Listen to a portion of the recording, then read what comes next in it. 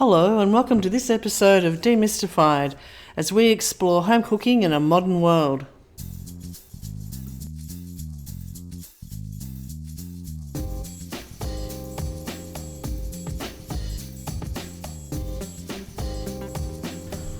Hello, I'm Linda and I'm here with my friend Paul. Morning, Paul. Morning. It's very cold. It's very cold, chilly morning here in cold Brunny, not sunny Brunny. Paul, one thing that you mentioned in our From the Kitchen wrap-up last week, which I thought we haven't really touched on other than maybe in a couple of mentions when we were doing Cooking for the Apocalypse, was master stocks. Yeah, well, let's just... Or stocks. Stocks. Yeah, so But master stock... you did use the term a master stock. Yeah, so master stock is its own thing. Mm-hmm. And stocks in general... I could say fish, beef, chicken, lamb, pork, duck, veal, turkey, whatever. But a master stock is a Asian, Chinese particular stock. And it's called a master stock because it gets reused for years and years and years and years and years. Kind of like... Years and years and years. Yeah. Oh, wow. Kind of like sort of sourdough culture sort of thing. So a master stock... is made from water, spices like star anise, cassia bark. There are a couple of particular things which go into a master stock. Mandarin peel is one, which is you don't come across it that often. Particularly dried mandarin peel. Took me a while to find it, but it's out there. You can get it. And things like yellow rock sugar, Shaoxing wine, soy sauce. So the base of it is there's no protein base, and you generally will poach a protein in or braise a protein in that stock. And then the idea being is that once it's cooked, you strain off your stock. I usually set mine in the fridge, so any fat from whatever it is I've cooked in that stock rises to the top. I remove the fat, bring it back up to the boil, strain it, and you just add to it with essentially water. And you can always add a few more spices, so ginger and there's a million variations of it. But yeah, you just keep it and keep it and keep it, and it develops a depth of flavour over a long period of time. So if you've ever been to a Chinese restaurant or walk past a Chinese restaurant, you see those sort of really golden coloured chickens hanging up in the windows and stuff like that. They've generally been done in a master stock. So it's like they're poached in a master stock, and that's where that rich, deep colour comes from. So quite often you'll see... Chicken is a really common one. So you effectively poach your chicken within the stock. And then some places, depending on where you are, you can deep fry or pan fry or roast or something like that. So it's part of a longer cooking process. Of course, you can just poach and use some of the poaching liquid as a sauce to a poached chicken, which is pretty common. But master stock is different to when I say stocks. So like beef, chicken, lamb, turkey, duck, pork. So they're effectively, for me, just bones and water. So a master stock is its own recipe, if you like. And no actual protein in the preparation of it? Not in the preparation of it, no. You cook a protein in it. So you have to punch it full of flavour at the start. And it's quite particular, it's quite specific. So a lot of restaurants will have had a 10-year, 15-year master stock. Really? Well, that's something I didn't know. So as long as you remove, the fat and the impurities, you can just keep topping it up. Generally, they'll top it up with a little bit of water. You might add some fresh ginger, more fresh ingredients just to lift it. But the heart of the stock, so if you've got a chicken master stock, so you've done chicken in a master stock, you'll only use that master stock. Well, I would only use that master stock going forward for chicken and maybe duck. So you stick to poultry. You don't often see... I mean, it is out there, but you don't often see red meat master stocks. So the recipe I did the other day, which was oxtail in a master stock. So that master stock has now got a beef flavour to it. If I'm going to use it again, I'll use it only for beef. So veal would be no, lamb would be no, it'll only be beef. So yeah, a master stock is kind of like, you know, a stock without any protein in it, like you say, but it's its own thing. So a chicken stock you can add to a beef dish quite easily, or even a fish dish. Whereas a master stock, once you add a protein to it, it's got its own life, and then you just keep it forever. How much would you make if you're going to make a master stock? Would you make 1 litre, 2 litres? Well, for home cooks, I'd say you'd probably start with maybe 2 litres is enough, because it will reduce over time.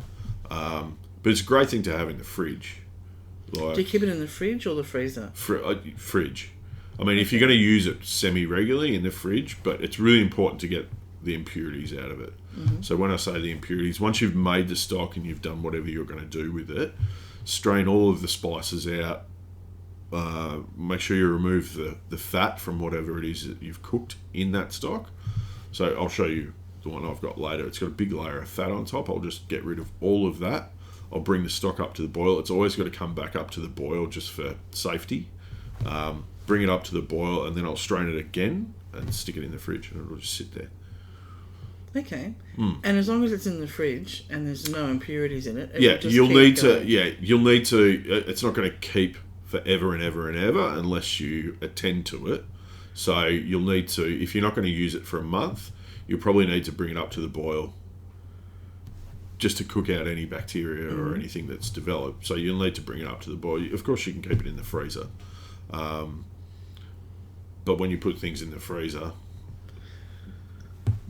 depending on your freezer and depending on the conditions and all the rest of it, you can get ice crystals forming, which is water, which is not a bad thing really for that, because it's not a sauce that you're making from it, really. It's a poaching liquor. And why would you use it? What sort of purpose does it have in the process? Huge amount of flavour. To inject flavour into the protein before you maybe just brown it off or roast it or do whatever. Yeah. Flavour and colour. So you get quite a bit of colour, a really rich sort of golden caramel hue to whatever it is you're cooking. I mean, with red meat, you can't see it as much. Certainly chicken, like, it's quite noticeable. So if you, just as an example, if you wanted to do, you know how we did roast chicken and we brined it, right? So it's not the same as brining, because brine you don't cook at the start when you brine your chicken. But if you do a chicken and really slowly poach it in a master stock and then let it dry in the fridge and then roast it, the colour you will get on that chicken and the flavour is unbelievable. Like, it really gets some. I mean, it's quite powerful. It's not, you're not going to drink it as a soup, the master stock that is, but you certainly get some pretty serious colour in there. Okay. Yeah. So it's different to a beef stock, a chicken stock, lamb stock, like I said. So it is its own thing. So in these times at the moment when we've maybe got a little bit more time on our hands, it's pretty easy to prepare. Plan ahead. You can make the stock. Yeah. And there's no. I mean, there are a few things which I think have to go in there. So Shaoxing wine is one. It's a major component of it.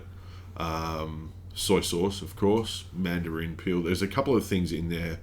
If you can get yellow rock sugar rather than palm sugar, it's just different. So it's got that spicy, sweet, salty thing happening a little bit. And as you work with it over time, it gets better and better and better. So I put dried shiitake mushrooms in mine. I know a lot of people don't. But I like that sort of real savoury, and the it term, and I hate it, but that umami flavour you get from mushrooms. No, I actually don't know that flavour. But anyway, but like really subtle. Yeah. But it's more not for the mushroom flavour, for the savoury sort of part of it. Lemongrass, you can, make your own up, but really to keep it for a length of time, you just have to look after it and maintain it. Why do you say Shaoxing sauce? Shaoxing wine. Shaoxing wine, sorry. Yeah. What do you mean? Well, Why do I say that? When you say it's absolutely critical, why is that? There are a few things within a master stock which... So, like, kind of... Okay, if we were making a chicken stock with chicken bones and water, if we compare Shaoxing wine to chicken bones, you can't make a chicken stock without chicken bones. You can't make master stock without Shaoxing wine. Okay, and how do you spell it for those of us who can't Oh, even pronounce it? There are a Is few... it the X one? Is it the... Yeah, I mean, I'm not an expert in Chinese, but it's, I think, Shoxing. Okay. 2 words. I might do a little bit of research, and when I post the podcast, put some notes about that in the podcast. So, and there's different, like, levels of Shaoxing wine. So... In China, it's a really highly prized ingredient, and you get like you would get aged balsamic. It's not vinegar, but like you would get aged balsamic, you get Shaoxing wine, which is I think 3, 5, 8 years, which are all for cooking, and then you get 30-year, which is for drinking actually. Oh wow! Yeah, so it's a very wide, and it's cheap. Like you don't need to go and buy 30-year Shaoxing wine. You get a litre bottle of Shaoxing wine for like $4. It's cheap. But it's just an integral part. Okay, it's really hard to explain the flavour of it. And if you can't find it, you can use things like... It's actually, do you know what? It's really similar to sherry, like a dry sherry. Okay. So if you can't find Shaoxing wine, a dry sherry is a... And maybe substitute. In the podcast notes, we could put some quantities in. Yeah. For 2 litres of water, what would you put in terms of the other? Yeah, we could do that. Yeah. But on the broader topic of stocks, so for me, and I think I've mentioned this before, but in the case of a chicken stock, a beef stock, a lamb stock, a veal stock, a turkey stock, fish and shellfish we'll leave aside for a second. All of those things, you have effectively 2 versions. One is a white and one is a brown. A white chicken stock for me is chicken bones and water, just raw chicken bones and water. It's really important with your stocks you bring them up to the boil. Really important. They have to come up to the boil, and then turn them down and let them simmer. Now, the longer you let it simmer, the more potent they will be, because you get evaporation of the liquid, intensifies the flavour, And a brown chicken stock is roasted bones. So you roast your bones first, and then you add them to water, and then you do the same process. Now, you'll see every man and his dog put what we call mirepoix, so carrot, celery, onion, leek, and things like bay leaves, peppercorns, maybe some thyme or something like that. This is for your classic sort of base stocks. I don't put vegetables. The only time I put vegetables in a stock is fish stock and vegetable stock. So for every other stock that I make, I just do the bones and water. Because when I'm making a chicken stock, I want it to taste like chicken. I don't want it to taste like chicken and vegetables. I want it to taste like chicken.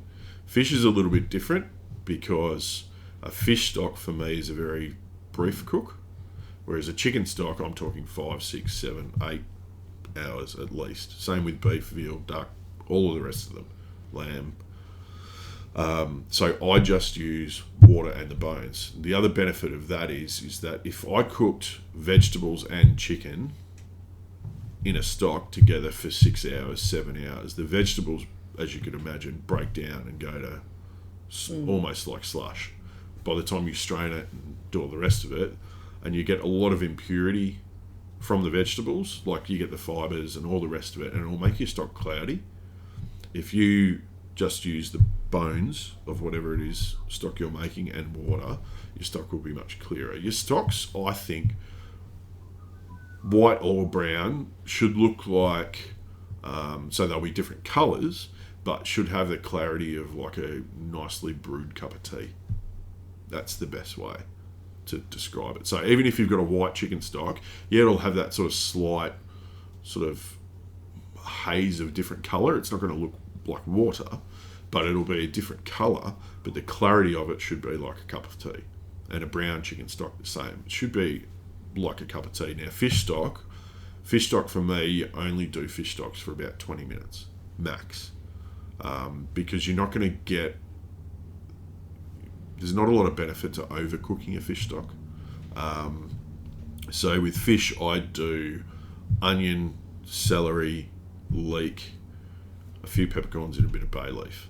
And fish is in a stock form is a little bit more potent, so you can smell it a lot more. The flavour's a lot bigger than a chicken stock after 20 minutes, if that makes sense. So if we put a fish stock for 20 minutes and a chicken stock for 20 minutes, the chicken stock you'll probably get really slight chickeny flavour, very mild. A fish stock for 20 minutes, it tastes like fish. You can smell it, taste it. Okay. It's really quite strong. So vegetable stock's totally different again. So vegetable stock, I don't go any more than sort of 40 minutes. And you can do a brown vegetable stock too. So you roast your vegetables, but you stick to those sort of that classic mirepoix of chicken, carrot, celery, leek, onion, bay leaves, peppercorns, garlic if you want. But fish stocks, yeah, a little bit of veg, but stick with the white vegetables. So when I say white, celery, leek, onion. I don't do carrot. Bay leaves, a little bit of dill, fennel is another good one. Those aniseed flavours, and then you have other stocks like shellfish stocks, so like prawn, lobster, all of those sorts of things. Crab. So the basis of like things like a bouillabaisse, or bouillabaisse is, shellfish and whole fish, but a bisque, let's say. So there are two options there. One is, let's say you're making a crab stock. One is to just go crab straight in, pot of water, and I would do the same with some vegetables, but I'd crush the shells. Okay, to let some of the Yep. flavour out. But you'll get a better, more flavourful crab stock or prawn stock or lobster or whatever it is by roasting them. So actually shellfish benefits from being roasted first, and that colour you get, that sort of red, orangey red hue, quite often, depending on where you go and what restaurant you'll go to, sometimes it'll be natural, and sometimes you'll find a little bit of tomato paste added just to give that that red. Colour that you associate with like a crab bisque or something like that. So yeah, there's two versions of stocks. Well, in your general stocks: chicken, beef, turkey, duck, lamb, pork, white and brown. And if you're going to do a brown stock, when you roast your bones, don't use a whole chicken, right? It's kind of a waste. Get chicken necks, get offcuts, get chicken wings are quite often good. Even the tips of chicken wings, carcasses. Don't use like premium cuts of the chicken. Use the secondary cuts. Chicken necks are quite good because they've got a bit of like gelatin in them. If you want to make a really thick or a more viscous stock with, let's say, a beef or a lamb stock, or ask your butcher for a pig's trotter and get them to slice it in half. So that'll give you a little bit more viscosity. So down the track, if you want to reduce your stock to make a sauce, you can do that. But stocks are like the basis of like so many things. So a braise, almost every classic French sauce almost is stock based. So when you probably don't read them that often, but things like a velouté. A velouté is kind of like a bechamel sauce, but made with stock rather than milk. So that same process of making a roux of butter and flour, and you cook that out, and then you add stock to it. That's a velouté, and then you can add cream to it, which makes it another sauce, and then you add this, which makes it another sauce. They are the basis. So most kitchens, as a just flat general rule of thumb, will have a chicken stock, a white chicken stock, because that can be used for making a risotto to go with fish, because it's not super strong, let's say. So you have a white chicken stock, and generally a veal stock is the other one. Beef's really strong, So a lot of the time they'll go with veal.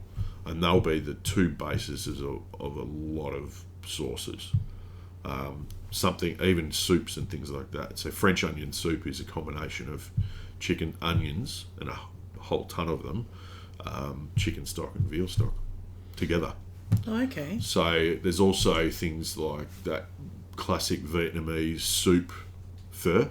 That's a white chicken and beef stock cooked together. Okay.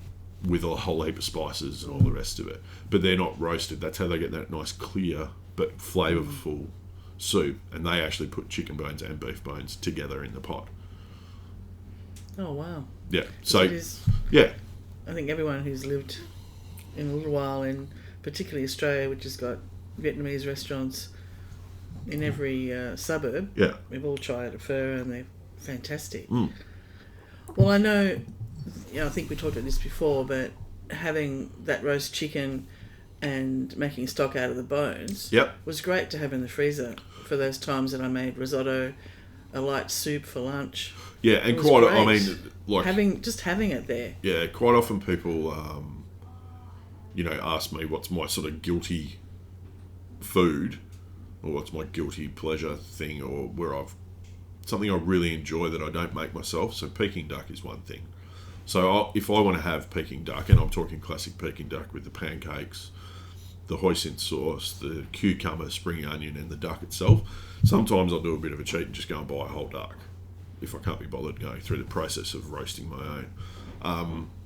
But I always keep the carcass of that and make a stock out of that because it's got huge amounts of flavour left in the carcass. So any carcasses that you're left with, you can make a stock out of. You can make a stock out of almost anything.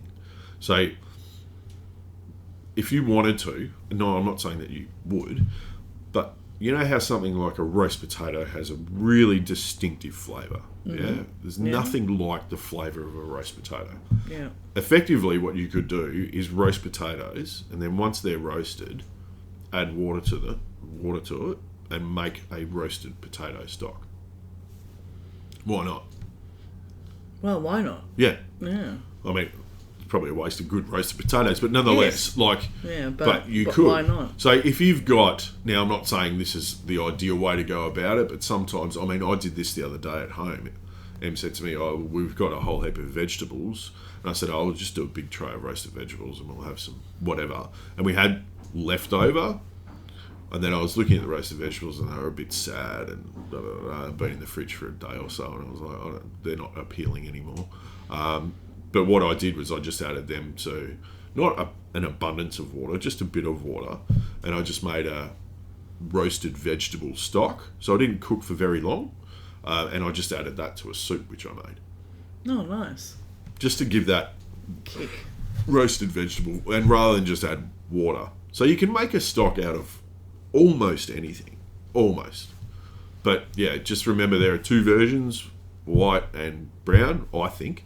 I mean, someone will tell me there's a whole lot more. But then there's master stocks and there's variations of all sorts of things.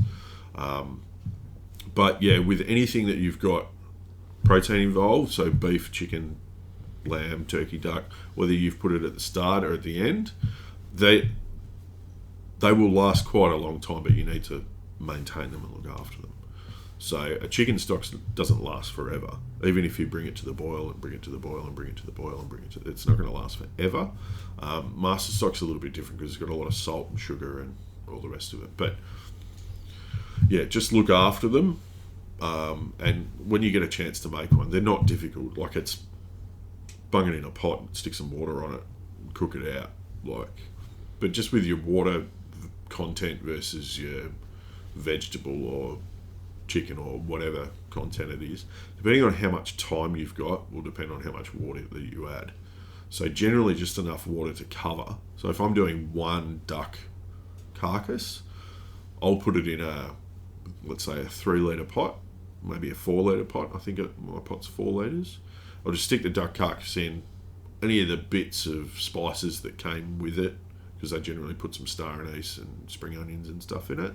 I'll bring it up to the boil. Always bring your stocks up to the boil. They have to reach the boil. You can't just have it on a simmer. It's got to come up to the boil first and then turn it down and just let it bubble away. So you don't want a vigorous bubble, you just want it just ticking over slowly. And then I'll just leave that for 2 or 3 hours, reduce it by at least 1 litre to 2 litres. So I start with 4 and I'm left with 2. And by the time I drain the duck out, it's probably 1.5 really of liquid.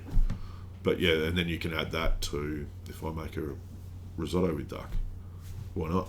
Oh wow! Like a soup, we did a recipe actually. We did the recipe for Peking style roasted duck, and then I made a stock from the duck carcass, and we poached some chicken in the steam oven, and then we used that stock to make a noodle chickeny thing. Do you like that description? A noodle chickeny thing. A noodle, yes. All those years of chefing. Yeah, but yeah. So I mean, you can make a stock out of anything, but yeah, master stock was kind of topical because I made it the other day. But yeah, so it's a different thing. Master stock isn't a term that you use for all stocks. Master stock is its own one. Well, thank you for that, and I will post in the podcast. So that means you need me to do some more work. Yes, and that's what I love. It's just I'm just doing a little handball sign here for those of us who know what Aussie rules football are. Yeah, handballed it, but thank you for that. And happy cooking. Yeah, we'll see you. We'll talk to you next time. Thanks for listening. Bye. Thanks for listening to this podcast as we explore home cooking in a modern world. We'd love you to subscribe, and for more information, please go to our website, cookingwithsteam.com.